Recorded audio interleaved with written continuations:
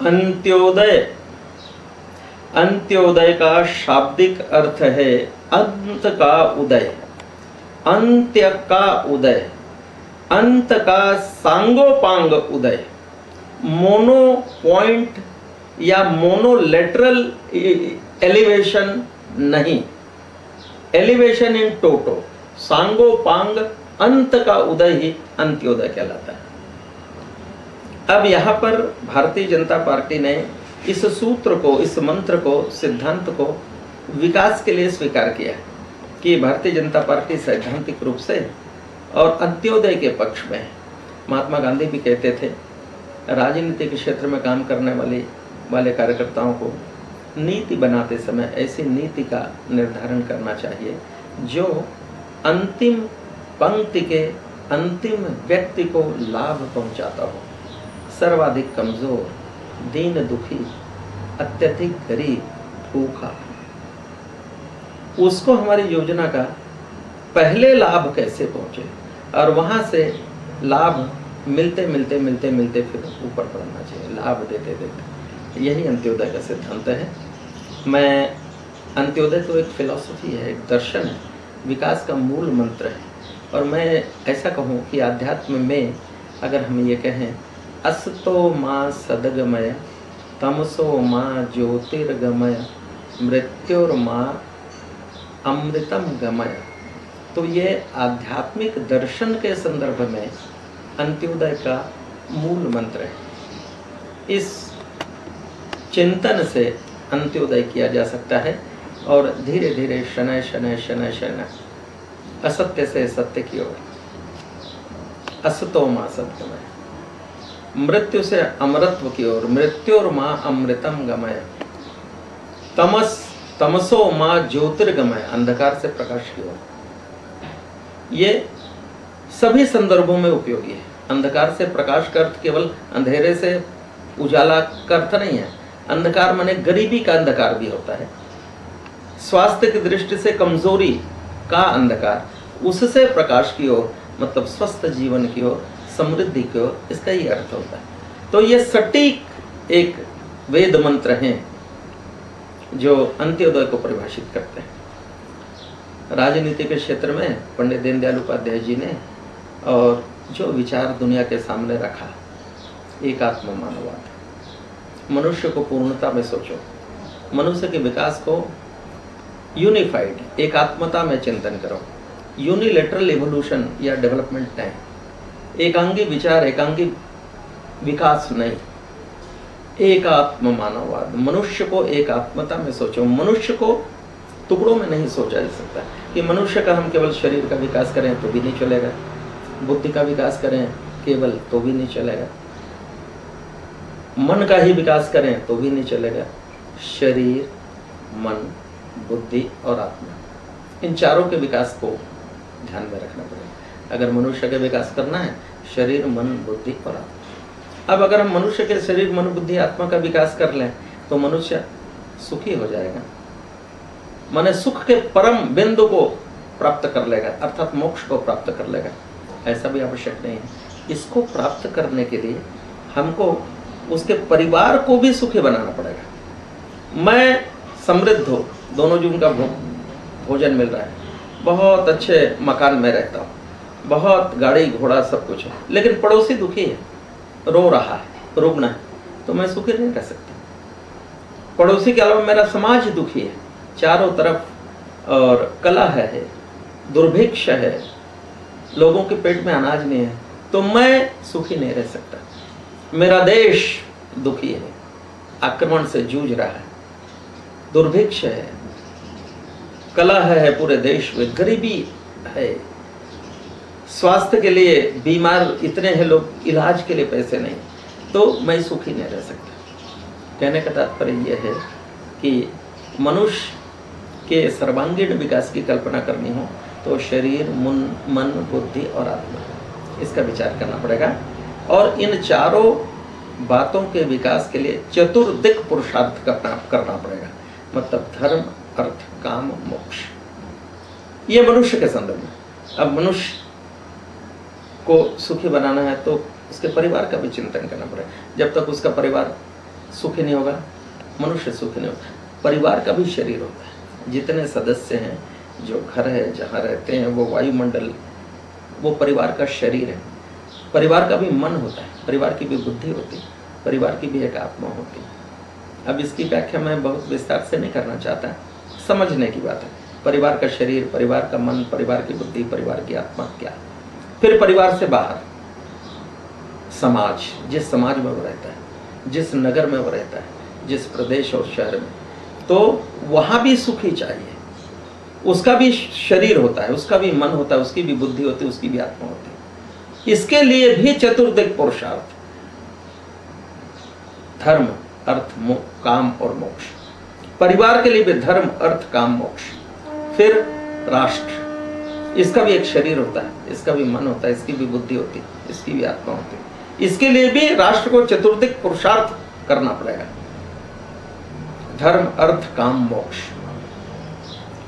इसका फिर तादात्म्य माने कोरिलेशन, समष्टि से, संपूर्ण ब्रह्मांड से, उसका भी मन, बुद्धि, शरीर, आत्मा, उसका भी सारे विश्व में और सृष्टि में चतुर्दिक पुरुषार्थ। कैसी परिकल्पना है पंडित दीनदयाल उपाध्याय जी ने जो रखी है राजनीति के क्षेत्र में, कालीकट के अधिवेशन में। उसके पहले उन्होंने भाषण दिया, 3 भाषण है उनके भिन्न भिन्न स्थानों में। भारतीय जनता पार्टी ने इस फिलॉसफी के अंगीकार किया। यह धरती में जितनी भी राजनीतिक प्रक्रियाएं संचालित थी, कहना चाहिए उस समय राजनीति के क्षेत्र में लोकतांत्रिक रास्ते से ऐसा भी राजनीतिक चिंतन हो सकता है, यह दुनिया के लिए विस्मयकारी था। दुनिया अचंभित थी। दुनिया तो केवल राजनीति को राज्य का विषय समझती, रोटी कपड़ा मकान। राज्य में रहने वाले लोगों को रोटी की व्यवस्था हो जाए, कपड़े की व्यवस्था हो जाए, मकान की व्यवस्था हो जाए, सुखी हो जाएंगे। बाकी राजनीति का विषय नहीं। यही तक राजनीति सोचा करती थी। लेकिन पंडित दीनदयाल उपाध्याय जी ने जो विचार लोगों के सामने रखा, ये वास्तव में वैदिक चिंतन था। इस चिंतन से हमने हमारे देश में, भारतवर्ष को मोक्ष की अवस्था तक पहुंचा दिया था। समाज को मोक्ष की अवस्था तक, मनुष्य को मोक्ष की अवस्था तक। लोग ताले नहीं लगाते थे। गुप्त काल में भारतवर्ष में ताले नहीं लगते थे। कोई चोरी नहीं करता था, कोई असत्य भाषण नहीं करता था, कोई एक दूसरे से ईर्ष्या नहीं रखता था। ऐसा देश समाज हमने बनाया है। दुनिया, हमारा देश सोने की चिड़िया कहलाती थी। विश्व गुरु के पद पर हम आसीन थे। ये बात अलग है कि उसमें इतने वर्ष लगे। तो कई लोग इसीलिए कहते हैं कि हमारा जो चिंतन है हाइपोथेटिकल है, काल्पनिक है, व्यावहारिक नहीं। इसका कोई रोड मैप नहीं, स्पेसिफाइड रोड मैप नहीं कि इसको कैसे प्राप्त करोगे। तो मैं उनसे पूछना चाहता हूँ, अगर रोड मैप नहीं होता तो हमने जो प्राप्त किया था वो कैसे प्राप्त हो गया? वेदों के मंत्र से, समाज संस्कार से, व्यक्ति संस्कार से। सभी सामाजिक अधिष्ठान हैं, उनके संस्कार, उनके उन्नयन, उनके एलिवेशन से। तो भारतीय जनता पार्टी ने इसी को अंगीकार किया है राजनीति के क्षेत्र में भी। अब प्रश्न ये उठता है, इसको कैसे उस अभिष्ट को प्राप्त करें? तो उसका मूल मंत्र है, जैसे मैंने कहा ना, अस्तो मां सद्गमय तमसो मां ज्योतिर्गमय मृत्योर्मा अमृतमय। माने उसको व्यापक अर्थों में लें तो वो ये है कि धीरे धीरे विकास, क्रमिक विकास। पहले हम इन प्रत्येक संस्थाओं का, मतलब शरीर का, मनुष्य के शरीर, मन, बुद्धि, आत्मा, फिर उसके बाहर आइए इसका चतुर्दिक पुरुषार्थ, फिर उसके बाद परिवार का, समाज का, राष्ट्र का और सृष्टि का। इन सब का परम प्राप्त करने के पहले, परम अगर नहीं है, सर्व माने मोक्ष की अवस्था तक हमको प्राप्त करना है, तो वर्तमान में हमको अध्ययन करके इनका सबसे पीछे का बिंदु चिन्हांकित करना पड़ेगा। यानी अंत का बिंदु, जैसे मनुष्य का शरीर, अंत का बिंदु क्या है? मतलब हम देखेंगे वह हमारे देश में रहने वाले जो मनुष्य हैं, उनका शरीर कैसा है? रुग्ण है, कमजोर है, शिक्षा की दृष्टि से और बाकी चीज़ों में, और पौष्टिकता की दृष्टि से 2 दिन जून का रोटी नहीं मिल रहा है, पौष्टिकता तो बात दूसरी है। तो उसका सबसे अंतिम छोर का अंतिम व्यक्ति कैसा है? पेज पी करके, पेज हमारे यहाँ छत्तीसगढ़ में बोलते हैं, पानी के घोल को पी करके केवल सो जाता है। तो हमारा लक्ष्य होना चाहिए यहाँ से विकास की शुरुआत करें, शरीर के लिए, फिर मन के लिए, बुद्धि के लिए, आत्मा के लिए। उनका भी अंतिम बिंदु को चिन्हांकित करो, फिर वहां से विकास करने के लिए रोड मैप बनाओ, कार्य योजना बनाओ।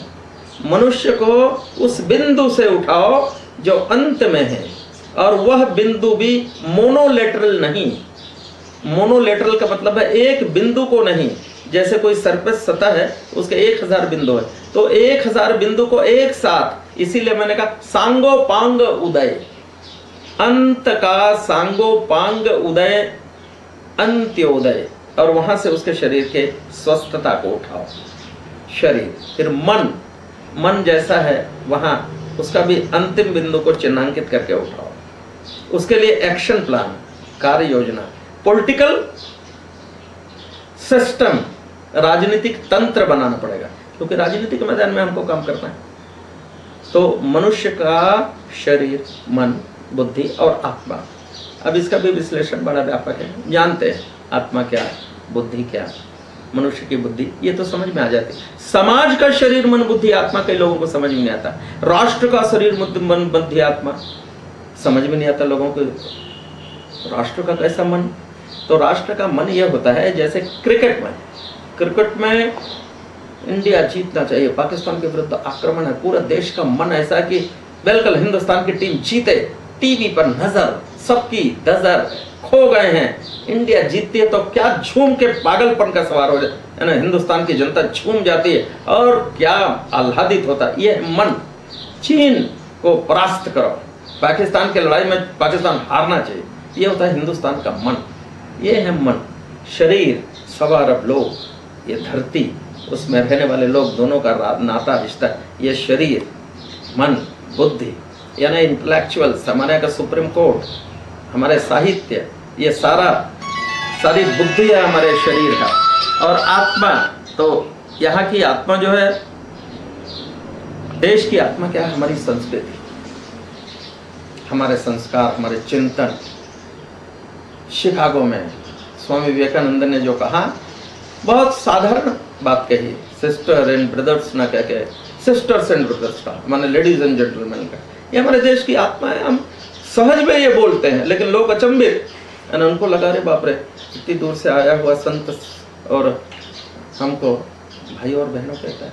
ये हमारे देश की आत्मा है। हम गरीब को निवाला देते हैं, गाय को, पक्षी को, गर्मी के दिनों में पशु पक्षियों के लिए पानी, ये हमारी आत्मा है, ये हमारे संस्कार, हमारा मन है। तो यह भारत बनाना, इसलिए ये चारों इकाई, मनुष्य के शरीर, मन, बुद्धि, आत्मा, उसके परिवार का शरीर, मन, बुद्धि, आत्मा, उसके समाज का शरीर, मन, बुद्धि, आत्मा, राष्ट्र का मन, बुद्धि, आत्मा, इन चारों इकाइयों का क्रमिक उन्नयन, अंतिम बिंदु से क्रमशः उन्नयन, अंत बिंदु से सांगोपांग क्रमशः उन्नयन, यही विकास का मूल मंत्र है। इसी को अंत्योदय कहते हैं, अंत का उदय। धीरे धीरे अंत से उदय होते होते हम भारत को उस शीर्ष पर ले जा सकते हैं। आवश्यक है इसके एक्शन प्लान की, कार्य योजना की। अब कार्य योजना, ये तो बड़ा वैदिक चिंतन है भैया।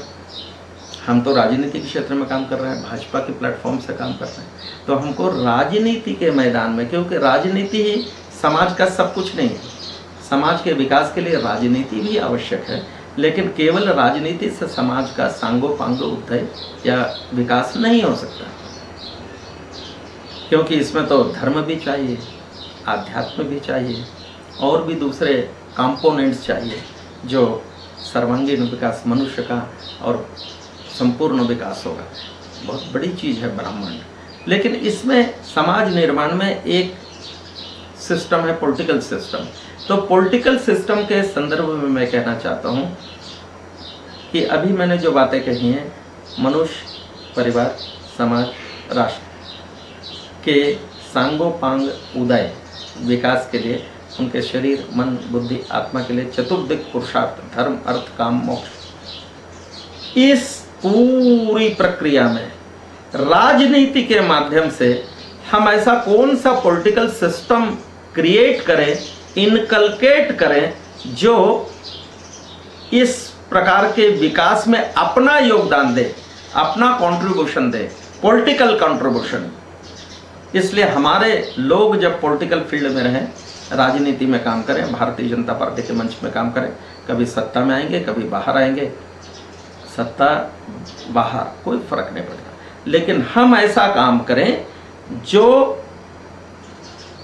इन चारों इकाइयों के सर्वांगीण विकास के लिए रोड मैप क्रिएट करें, रोड मैप बनाएं, अनुकूलता बनाएं, राजनीतिक अनुकूलता बनाएं। उदाहरण, भूखे हैं हमारे समाज के लोग, इसमें सर्वाधिक भूखे कहाँ हैं लोग? पहाड़ों पर वनवासी बंधु, कोरवा, पंडो, बिरहो, मंझवार, और असम में जाइए, नागालैंड में जाइए तो नंगे भूखे, छत्तीसगढ़ में जाइए, चूहा मार करके बेचारे एक दिन में, एक हफ्ते में एक चूहा मिल गया तो भी उसी को खा के जीवन यापन कर रहे हैं। यहाँ से शुरुआत। तो अगर हम राजनीति में, छत्तीसगढ़ में, तो हमारा सबसे पहले चिंतन इन भाइयों के विकास हो। अंत्योदय में ये लोग हैं, अंत में ये लोग हैं। आर्थिक विपन्नता, आर्थिक समृद्धि के अंत में ये बंधु है हमारे वनवासी। तो हमारी प्राथमिक योजनाएं आर्थिक दृष्टि से इनके उदय का हो, इसका पॉलिटिकल सिस्टम क्या बने, यह हमारा अभिष्ट होना चाहिए। शिक्षा, 1.25 अरब लोग देश में हैं, छत्तीसगढ़ में 1.25 करोड़। 1.25 करोड़ में कितने लोग निरक्षर हैं? उन निरक्षर में बच्चे कितने हैं? पहले बच्चों को साक्षर, फिर प्रौढ़ लोगों को, बड़े लोगों को क्रमशः, वहां से उदय, अंत्योदय। ये हमारी सरकार अगर रहे या विपक्ष में, तो इसके लिए हम लड़ें, इसके लिए पॉलिटिकल सिस्टम क्रिएट करें। ये है अंत्योदय। भूख से कैसे इनको निकालना, शिक्षा अशिक्षा से इनको कैसे निकालना, अच्छा स्वास्थ्य कैसे देना, रुग्ण हैं तो पहले इनकी चिकित्सा का चिंता करें, इसको चिंता स्वस्थ, फिर धीरे धीरे धीरे धीरे इनको क्रमशः ऊपर उठाते उठाते पूरे समाज को ऊपर उठाना। शिक्षा के क्षेत्र में पहले निरक्षर लोगों को एजुकेट करना, फिर उच्च शिक्षा पर बाद में ध्यान देना। एकांगी नहीं, 75% लोग तो निरक्षर हैं, 25% लोग एकदम उच्च शिक्षित हैं। हमारे कोरबा में मैं देख रहा हूँ, सुनिए, मैं कोरबा से बोल रहा हूँ, मैं कोरबा में रहता हूँ। शहर में औद्योगिकरण हुआ, कितना बड़ा विकास, अच्छी सड़कें, अच्छे चिकित्सालय, अच्छे महाविद्यालय, इंजीनियरिंग कॉलेज, सब लोग पढ़े लिखे, अच्छी बिजली। यहाँ से 60 किलोमीटर दूर हम जहाँ सेवा का प्रकल्प चलाते हैं, गौमुखी सेवा का, नंगे भूखे, बदन पे कपड़ा नहीं, 2 जून की रोटी नहीं, इलाज के लिए पैसे नहीं, ऐसे हमारे वनवासी बंधु रहते हैं। तो मैं पूछना चाहता हूँ कि हमारा चिंतन क्या है, अंत्योदय क्या है? पहले उन बंधुओं को उदय करो, उनके विकास की चिंता करो, कोरबा के शहर के लोगों की चिंता बाद में। ये है अंत्योदय। हमारे राजनीति की फिलॉसफी ये है, हमारी पॉलिटिकल स्ट्रेटेजी ये है, हमारा पॉलिटिकल रोड मैप ये है। उनकी चिंता पहले, शिक्षा के क्षेत्र में, स्वास्थ्य के क्षेत्र में, आध्यात्म के क्षेत्र में, धर्म के क्षेत्र में। हमने राजनीति को धर्म से अलग नहीं माना है। ये जो शब्द है ना, धर्मनिरपेक्ष, मैं तो कहता हूँ भारतीय जनता पार्टी को इसके लिए संघर्ष करना चाहिए कि शब्द को हटाओ संविधान से, इसके लिए आंदोलन करना चाहिए। तो अंत्योदय का अर्थ है जो अंत में है उसका उदय, और चारों इकाइयों में इसको चिन्हांकित करना, मनुष्य के संदर्भ में, परिवार के संदर्भ में, समाज के संदर्भ में, राष्ट्र के संदर्भ में, सांगो पांग उदय। ये धीरे धीरे धीरे धीरे अगर हम करते जाएंगे तो मैं ऐसा समझता हूँ कि देश को परम वैभव पर शिखर पर ले जाएंगे। समय कितना लगेगा कह नहीं सकते, लेकिन दिशा तो मिल जाएगी, चलने तो लग जाएंगे। तो पंडित दीनदयाल उपाध्याय जी ने क्या कहा, हमारा मंत्र है विकास, चरय वेति चरय वेति, यही तो मंत्र है अपना। अंत में हम अपने अभिष्ट को जरूर पहुंचेंगे। ये तपस्या है, साधना है, दृष्टि चाहिए, विजन चाहिए। हमने हर जगह अपनी प्रायोरिटी फिक्स कर ली।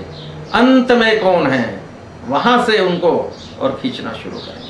विकास की गंगा में हमेशा अंत रहेगा, हमेशा उदय की संभावना रहेगी, ये भी ना भूलें, हमेशा अंत रहेगा। लेकिन हम अंत को ओझल ना होने दें, फोकस हमारा अंत का अंत हो,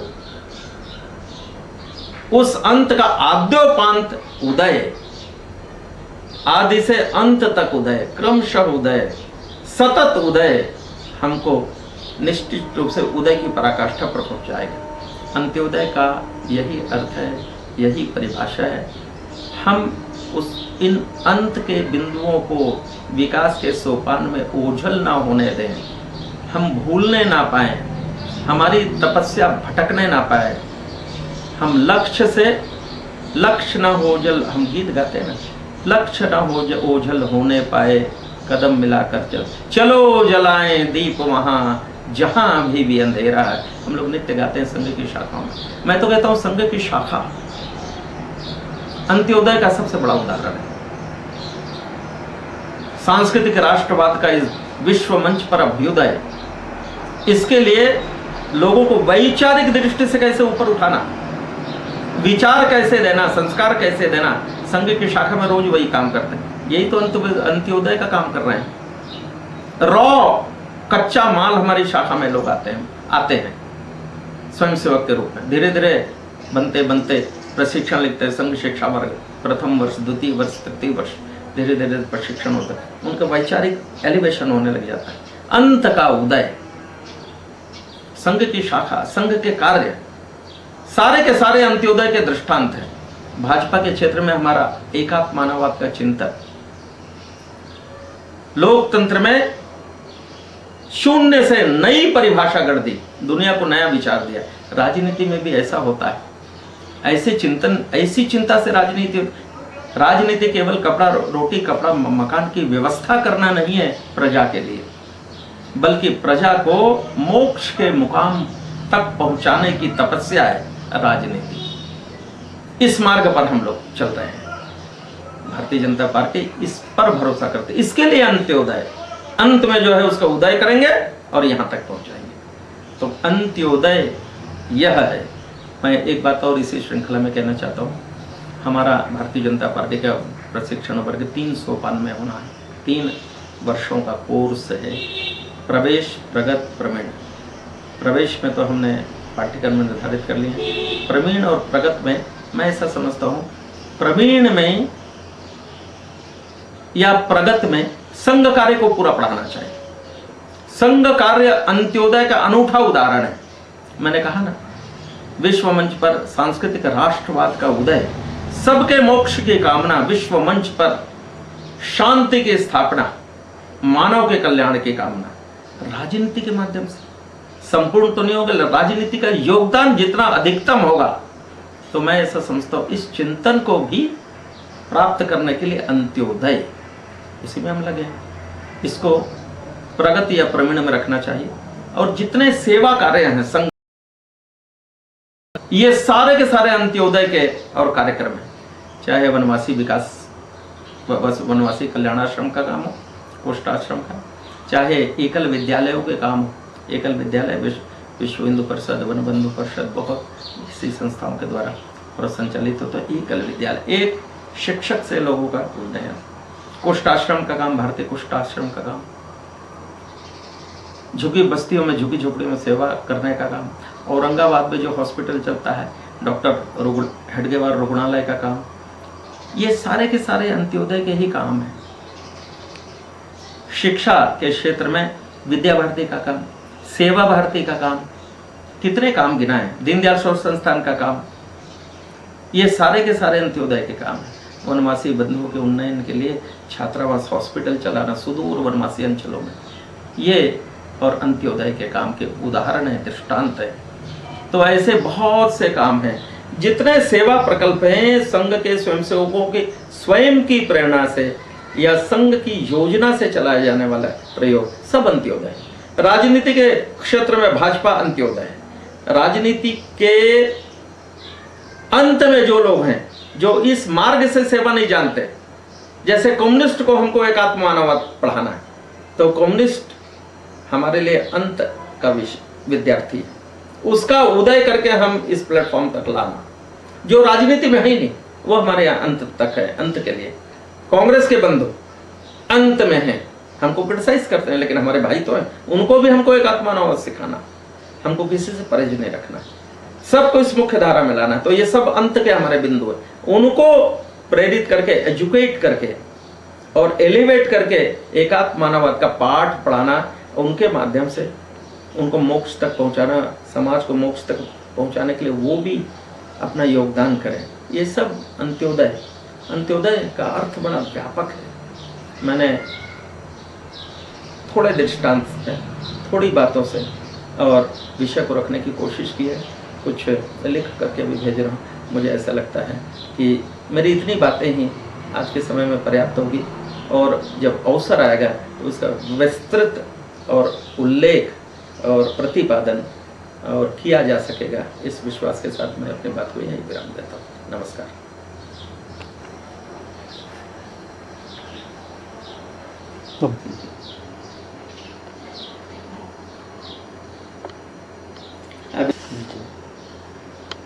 तो पिछली बार जो भेजा ना गुम गया वहाँ, हाँ बताइए, मैं सौभाग्यशाली हूँ कि नहीं? कैसा हो गया फोटो रह तो चले।